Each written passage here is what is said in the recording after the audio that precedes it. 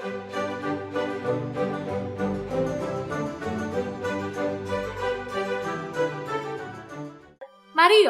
seorang pria aktif yang menyukai kopi, kehilangan kemampuan menciumnya setelah sembuh dari flu. Mar, aku bikin kopi. Oh iya? Wangi banget tau. Coba deh cium. Oke. Wangi kan? Kok nggak ada baunya? Ih, wangi banget. Nggak ada. Udah wangi banget loh dari jauh. Kamu gak nyium sama sekali? Enggak. Dari kapan? Udah lama sih. Duh, gimana dok? Udah ke dokter? Belum. Aku takut jadinya soalnya gak sembuh-sembuh. Kalau enggak, kebetulan aku punya teman. Dia asisten di rumah sakit. Dia sekarang lagi di bagian THT. Mau konsul nggak? Oh, ide bagus. Oke. Oke. Nanti Ayo kita kita ketemuan. konsul. Hai Ji, udah lama. Amel, temen kamu Iya. apa? Jadi ceritain aja Mak. Ya, jadi aku nggak bisa cium. Udah lama. Sebelumnya Oke. tuh aku flu dulu. Tapi sampai sekarang masih nggak bisa cium. Oh begitu. Jadi Amel dan namanya siapa? Mario. Mario. Jadi Amel Mario ini yang disebut dengan namanya gangguan penghidu atau dalam bahasa ilmiahnya adalah olfactory dysfunction gitu. Bisa sembuh nggak ya? Bisa dong, tapi itu tadi ada beberapa tes yang harus kita lakuin gitu.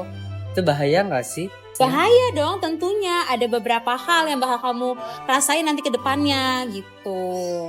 Nah paling buat di Indonesia sendiri itu ada sekitar kasusnya 55% nih teman-teman, apalagi waktu pas COVID kemarin itu loh.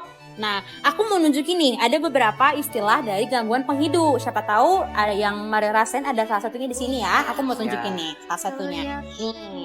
Kayak misalnya di sini ya, yang pertama tuh ada namanya anosmia atau hilangnya kemampuan untuk menghidu. Oh iya, ini aku ya, ini aku. Iya, oh oke. Habis itu yang kedua ada yang namanya juga agnosia. Agnosia itu kemampuan gak bisa ngehidu tapi satu macam aliran aja atau satu jenis aja.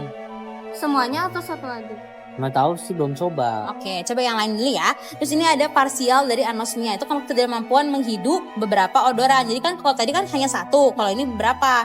Terus habis itu ada hiperosmia. Itu peningkatan kemampuan penghidup. Jadi lebih meningkat itu. Habis itu ada spesifik dari anosmia. Ada ketidakmampuan menghidup terhadap bau tertentu. Misalkan kopi aja kayak gitu.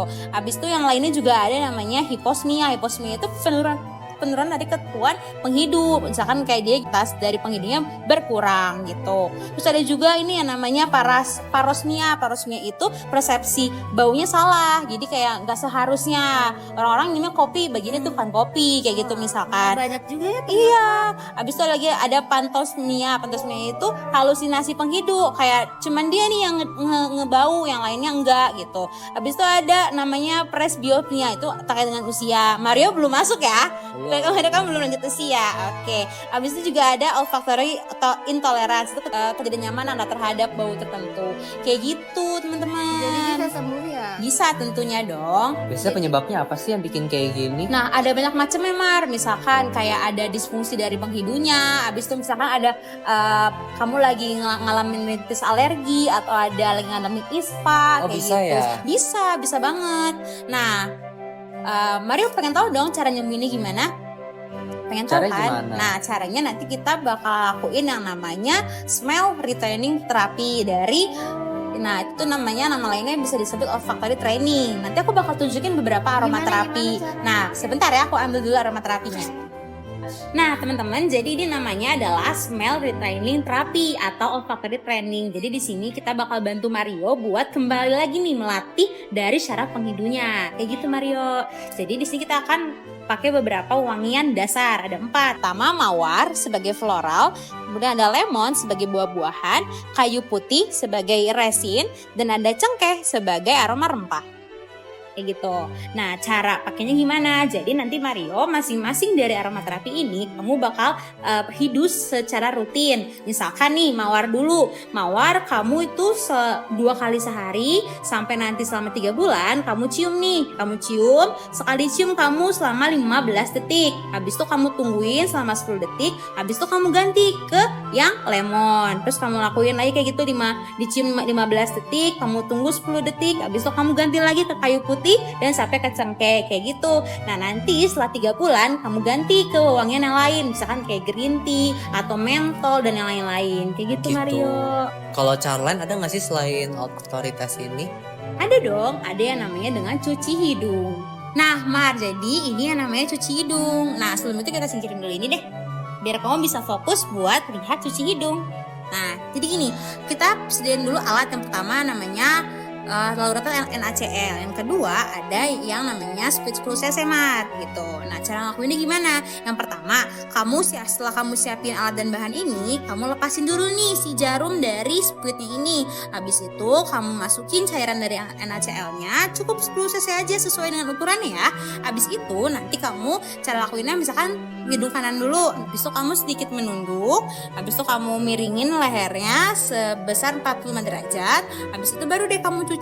Misalkan kamu mau cuci yang kanan, berarti kamu pakai tangan kanan, kamu pegang spitnya, habis itu kamu dorong sampai dia keluar. Nah, selama kamu mendorong mengeluarkan cairan, jangan lupa kamu buka mulutnya sambil terus bernafas lewat mulut. Selanjutnya, kalau sudah selesai, habis itu dibersihin sisa-sisanya dilap pakai tisu. Dan jangan lupa dilakuin juga di hidung sebelahnya, sebelah kiri kayak gitu.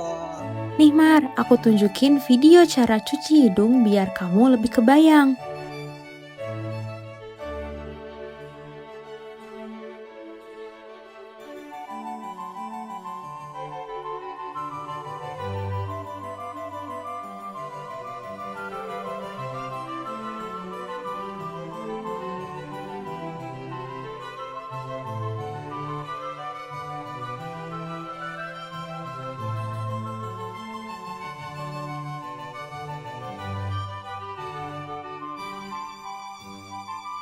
Itu nyeri gak? Emang awal-awal pasti nyeri, Mel, tapi lama-kelamaan itu pasti akan terbiasa kayak gitu.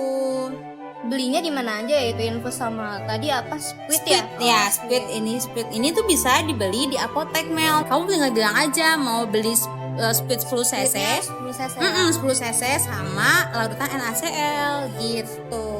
Nah, Mar, aku sekarang ngasih tahu manfaat-manfaat apa aja nih yang bisa kamu dapetin kalau kamu cuci hidung. Yang pertama nih, kamu kalau udah cuci hidung, kamu bakal ngebersihin hidung dari kotoran. Yang kedua, kamu bakal membersihkan juga penyebab dari alergi jika kamu ternyata punya alergi, Mar. Yang ketiga, kamu juga bisa mencegah timbulnya penyakit saluran pernafasan.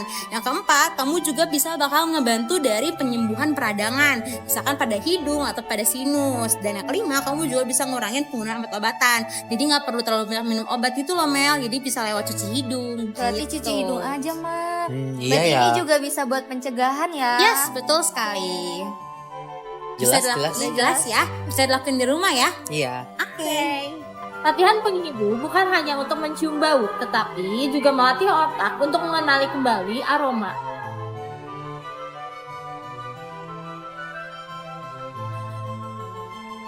Aku bayangkan cengkeh, hangat, kaya rempah, menguar di udara. Aku bayangkan wangi mawar mekar, harumnya manis dan menenangkan. Aku bayangkan buah lemon segar, warna kuning cerah, asamnya terasa. Aku bayangkan aroma kayu putih, segar seperti hembusan angin.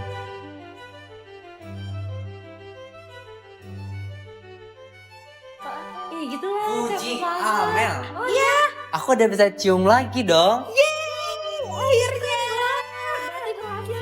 Iya.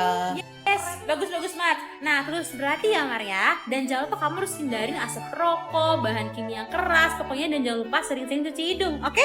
Oke, siap. Makasih Puji. Sama-sama. Iya, it's okay. Makasih ya.